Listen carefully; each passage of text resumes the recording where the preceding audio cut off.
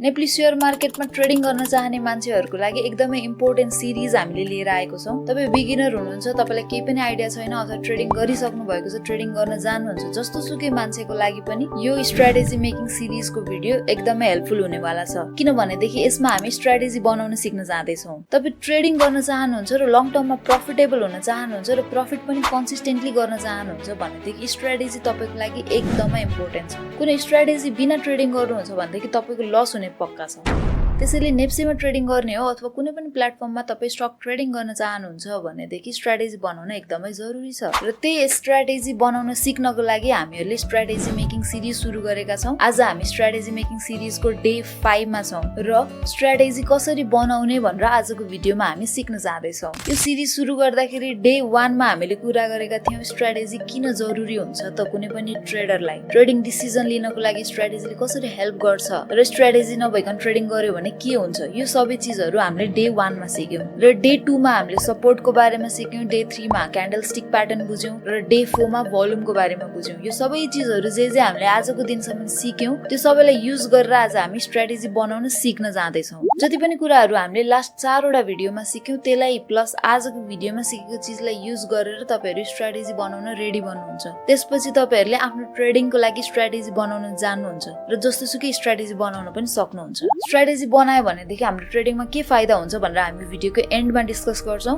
अब चाहिँ हामी सिधै स्ट्र्याटेजी बनाउन सिक्न जाँदै छौं र सिकाउनु भन्दा अगाडि एउटा चीज क्ल्यारिफाई गर्दिहालौं। कति जनालाई लाग्न सक्छ यस्तो पास्टको डाटा पास्टको चार्टमा एक्सप्लेन गरेर के हुनेवाला छ र फ्युचर पो प्रेडिक्ट गर्नुपर्छ त। Let me clarify you all. म यहाँ फ्युचर प्रेडिक्ट गर्नको लागि अब कुनै पनि शेयर कता जानेवाला छ भनेर आइडिया दिनको लागि बसेको होइन। म तपाईहरुलाई सिम्पल स्ट्र्याटेजी मेकिङ सिकाउनको लागि बसेको छु। टेक्निकल एनालिसिस सिकाउन बसेको छु ताकि मैले सिकाएको चीजहरु तपाई आफै युज गरेर आफै ट्रेडिङ गर्न सक्नुहोस्। र सिकाउनको लागि एउटा रेफरेन्स चार्ट त हामीलाई चाहिन्छ नै। त्यही भएर in order to make you understand मैले चार्ट युज गर्नुपर्ने नै हुन्छ। त्यही भएर यो कुनै पनि फ्युचरमा प्राइसको एक्सन, प्राइसको कुनै पनि प्रेडिक्सन होइन। सिम्पली टेक्निकल एनालिसिस सिक्ने सिकाउने क्रममा छौं हामी र यति चीज चाहिँ ग्यारेन्टी गर्न सक्छु कि मैले सिकाएपछि तपाईहरुले राम्रोसँग बुझ्नु भएको छ भनेदेखि तपाई आफैले गर्न सक्नुहुन्छ। सो ढिला नगरिकन अब हामी स्ट्र्याटेजी कसरी बनाउने भनेर सिक्न जाउँ है त। यो एउटा फिगर छ हामीसँग। अब यसमा के भएको छ भनेर हामी बिस्तारै स्टेप बाइ स्टेप एनालाइज गरौँ है। सबैभन्दा सुरुमा त प्राइस यहाँबाट तल गयो,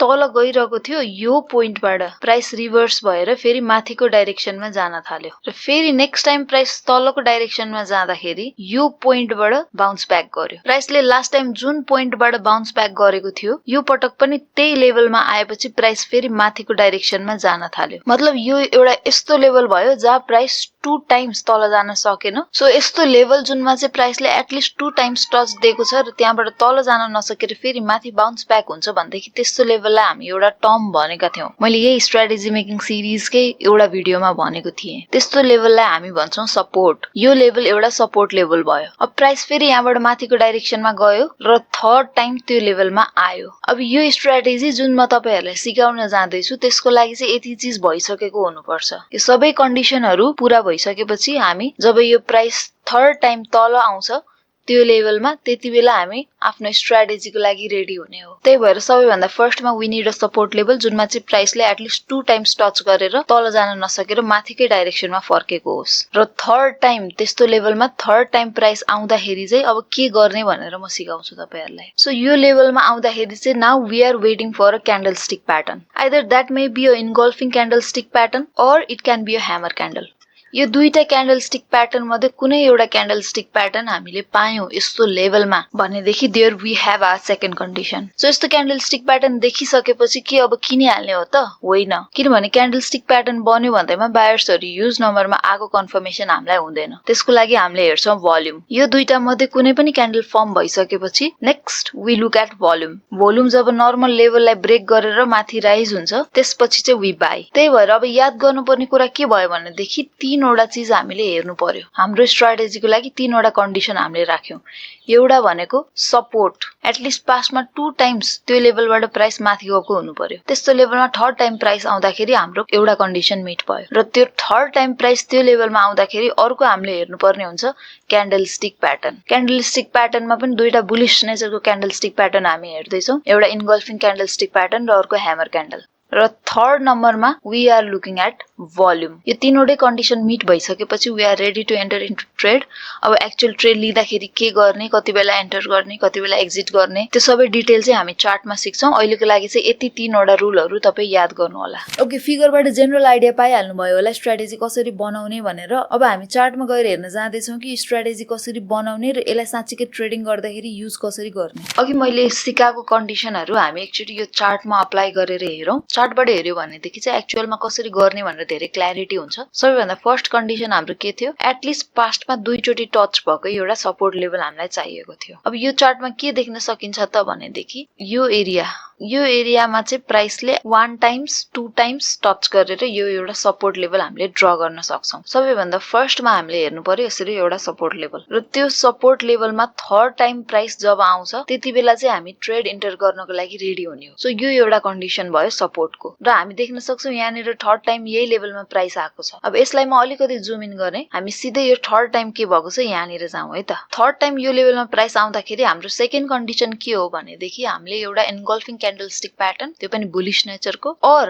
अ ह्यामर क्यान्डलस्टिक यहाँ खोजिरहेको छौँ। अब यति बेला धेरैवटा क्यान्डलहरू यहाँ बन्यो, तर हामीलाई चाहिने जस्तो क्यान्डल नबनेको हुनाले हामी चाहिँ वेट गरेर बस्छौँ। र फाइनल्ली यति बेला यहाँनिर we can see a engulfing candlestick pattern. यो रेड क्यान्डल पछि हामीले green bullish engulfing candlestick pattern देख्यौँ। यो एन्गल्फिङ क्यान्डलस्टिक प्याटर्नको डिटेल भिडियो हामीले डे 3 मा स्ट्राटेजी मेकिङ सिरिजको डे 3 मा यसको बारेमा डिटेलमा कुरा गरिसकेको छौँ। त्यही भएर त्यसको बारेमा धेरै चर्चा आज गरिन। तपाईलाई कन्फ्युजन छ अथवा नयाँ हुनुहुन्छ भनेदेखि त्यो एन्गल्फिङ क्यान्डलस्टिक प्याटर्नको डे 3 को भिडियो हेरेर अनि त्यसपछि फेरि यो भिडियो हेर्न सक्नुहुन्छ। सो यहाँनिर एन्गल्फिङ क्यान्डलस्टिक प्याटर्न त देख्यौँ, सेकेन्ड कन्डिसन पनि मिट भयो, तर हामीहरूसँग तीनवटा कन्डिसन थियो। लास्ट कन्डिसन के थियो भनेदेखि भोल्युम पनि चेक गर्ने। अब यो इन्गल्फिङ क्यान्डलस्टिक प्याटर्न बन्ने बित्तिकै हामीले करेस्पोन्डिङ यहाँ भोल्युम हेरौँ। भोल्युम राइज त भएको छैन त्यति बेला, र त्यसपछिको क्यान्डलमा पनि भोल्युम राइज भएको छैन। भोल्युममा बायर्सहरू नआउन्जेल चाहिँ हामी वेट गर्छौँ, र वी क्यान सी यो ग्रीन क्यान्डल बन्दाखेरि बल्ल हामीले भोल्युममा राइज देख्छौँ। यो एउटा पहिलाको लेभल नै ब्रेक गरेर भोल्युम अझ माथि पुगेको छ, मतलब हाई भोल्युममा ट्रेडर्सहरू मार्केटमा एन्टर गरेका छन्। र यसरी भोल्युम राइज भइसकेपछि इमिडिएटली नेक्स्ट क्यान्डलमा हामी ट्रेड इन्टर गर्न सक्छौँ। भनेको यो ग्रीन क्यान्डल पछिको नेक्स्ट क्यान्डल भनेको यो, किनभनेदेखि यो क्यान्डल बनुन्जेल त भोल्युम राइज भइरहेकै हुन्छ,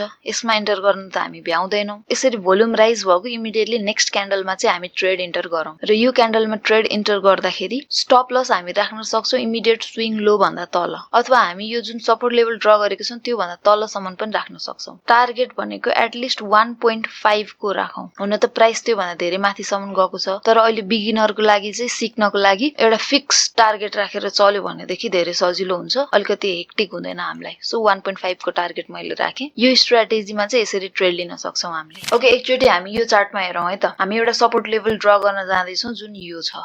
यो लेभलमा चाहिँ प्राइसले यहाँनिर 1 टाइम्स यहाँनिर 2 टाइम्स तल जान नसकेर माथितिर बाउन्स ब्याक गरेको छ। यो लेभलमा थर्ड टाइम प्राइस आउन खोज्दाखेरि त्यो चाहिँ हाम्रो फर्स्ट कन्डिसन हुन्छ। यहाँनिर आउन खोजेको त्यो थियो, तर लेभललाई टच नगरिकन माथि गयो, त्यसैले यो हाम्रो लागि भ्यालिड भएन। सो अलिकति जुम इन गरे यो बेलामा, जुन बेलामा थर्ड टाइम चाहिँ प्राइस यो लेभलमा आएको छ। Now we are looking for second condition जुन हो candlestick pattern, either that is hammer candle और एन्गल्फिङ क्यान्डलस्टिक प्याटर्न। दुईटा मध्ये कुनै एउटा आयो भनेदेखि we consider it as valid second condition. र मैले यहाँनिर देखिरहेको छु एउटा ह्यामर क्यान्डल, यो रेड क्यान्डल, त्योभन्दा अगाडि पनि एउटा ह्यामर क्यान्डल यहाँ बनेको रहेछ 6 जुलाई 23 मा। तर के ह्यामर क्यान्डल आउने बित्तिकै हामी ट्रेड एन्टर गर्छौँ त? As I have already said before, hammer candle आउँदैमा हुँदैन, we also look at the volume. Volume यो लेभल अथवा पास्ट केही टाइमदेखि यो लेभल भन्दा माथि गएको छैन। भोल्युम राइज हामीले पायौँ यो दिनमा यहाँनिर। यो भोल्युम राइज भएपछि मैले अघि पनि भने इमिडिएटली नेक्स्ट क्यान्डलमा we enter into the trade. यो क्यान्डल, यो रेड क्यान्डल बन्दाखेरि भोल्युम राइज भएको छ। सो इमिडिएट नेक्स्ट क्यान्डल भनेको यो ग्रीन क्यान्डल, यसको स्टार्टिङ एन्डिङ जानेर पनि हामी ट्रेड गर्न सक्छौँ।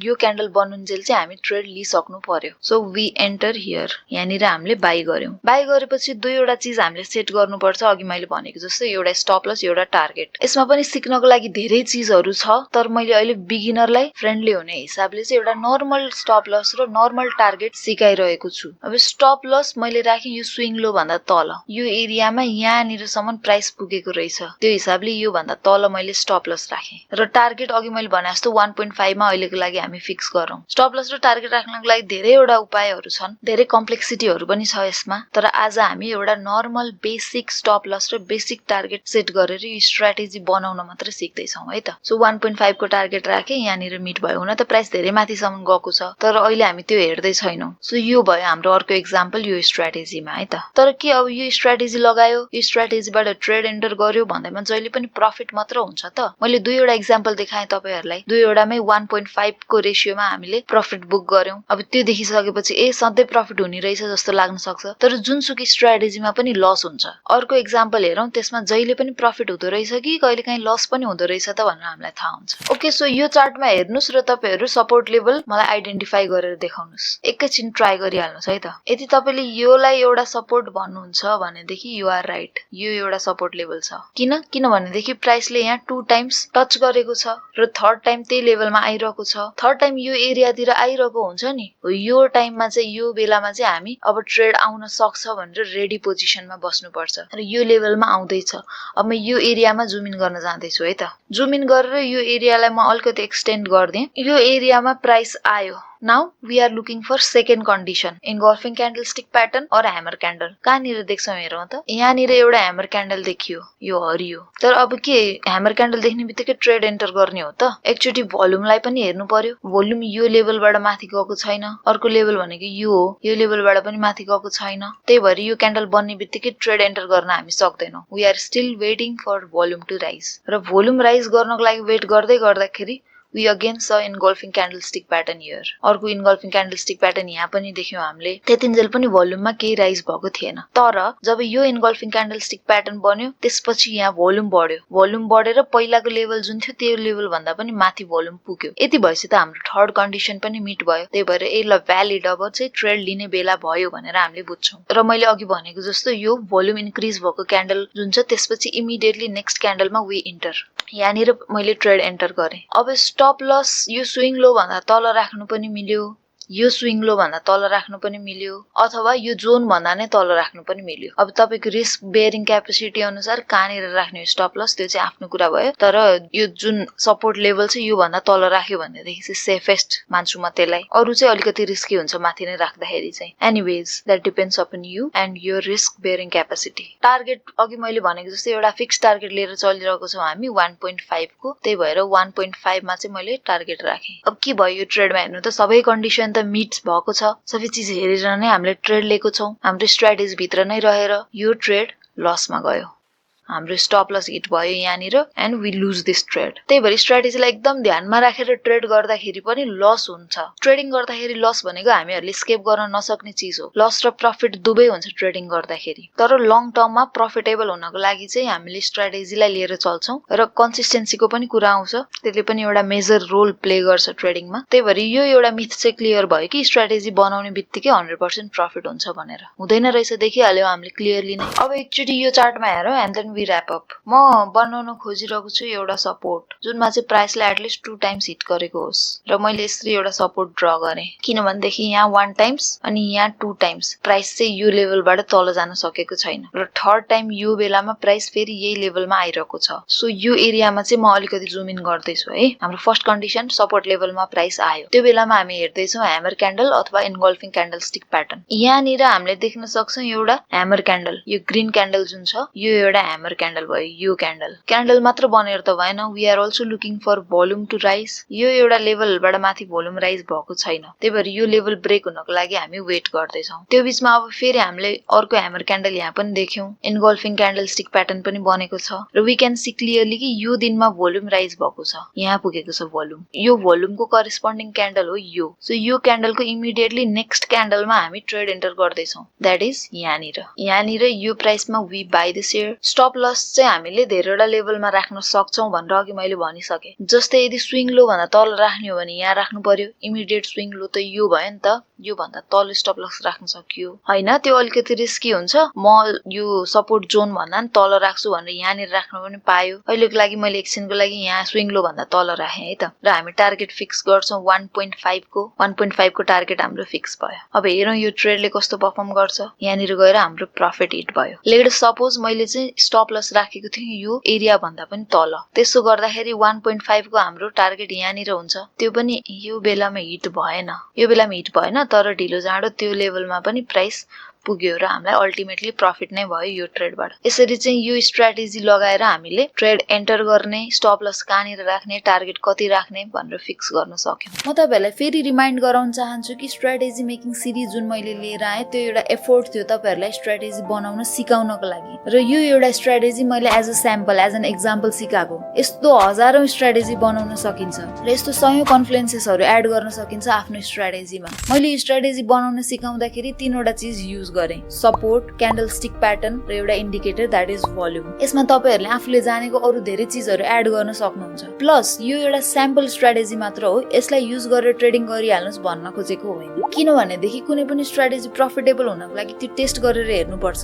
कि यसले साच्चैकै मलाई प्रफिट दिन्छ कि दिदैन भनेर आजको भिडियोमा तपाईले स्ट्र्याटेजी बनाउन सिक्नु भयो तर यो सिकेको स्ट्र्याटेजीलाई नै एउटा आइडियल स्ट्र्याटेजी मानेर यसबाट नै ट्रेड गर्न थाली चाहिँ नहाल्नुस् कुनै पनि स्ट्र्याटेजीलाई टेस्ट नगरिकन त्यसलाई ट्रेडिङमा युज गर्नु हुँदैन प्लस जस्तो सुकै स्ट्र्याटेजी बनाउनुस् त्यसले 100% प्रफिट तपाईलाई दिन्छ भन्ने ग्यारेन्टी कहीं पनि छैन स्ट्र्याटेजी नै बनाए पनि हामीहरुले लस गर्न पनि सक्छौं तर स्ट्र्याटेजी बनाउनाले धेरै हदसम्म हाम्रो रिस्क मिनिमाइज चाहिँ हुन्छ हाम्रो ट्रेडिङमा डिसिप्लिन बन्छ हाम्रो ट्रेडिङ सिम्पल बन्छ हामीलाई एन्ट्री एक्जिट पोइन्टहरु पत्ता लगाउनको लागि सजिलो हुन्छ एउटा अब्जेक्टिभ डिसिजन लिन सक्छौं हामीले ट्रेडिङको लागि इमोसनलेस भएर ट्रेडिङ गर्न सक्छौं हफाजत ट्रेडिङहरु रोकिन्छ यी सबै बेनिफिटहरु भएको हुनाले स्ट्र्याटेजीलाई युज गर्नुपर्छ आफ्नो ट्रेडिङमा यति सिकिसकेपछि अब तपाई जसोसुकै पनि स्ट्र्याटेजी बनाउन सक्नुहुन्छ होला तपाईहरु यदि नयाँ हुनुहुन्थ्यो भनेदेखि भिडियो बुझ्नु भएको छैन भनेदेखि यो हामी स्ट्र्याटेजी मेकिङ सिरिजको डे 5 मा छौं आज र यो भन्दा अगाडि 4 वटा भिडियो आइसकेको छ यो सिरिजमा त्यो भिडियोको लिंकहरु म तल डिस्क्रिप्सनमा राख्दिन्छु तपाई त्यहाँबाट गएर हेरेर सिक्न सक्नुहुन्छ I am quite sure that यो स्ट्र्याटेजी मेकिङ सिरिजले धेरै जनालाई हेल्प हुन्छ नेप्सेमा प्रफिटेबल ट्रेडर बन्नको लागि अब यो स्ट्र्याटेजी बनाउन सिकिसकेपछि तपाई अरु पनि स्ट्र्याटेजीहरु बनाउनुस् आफ्नो ट्रेडिङमा युज गर्नुस् टेस्ट गर्नुस् best wishes to you all for your trading. Thank you so much for watching Trading Talks Nepal. I'll see you guys in the next video.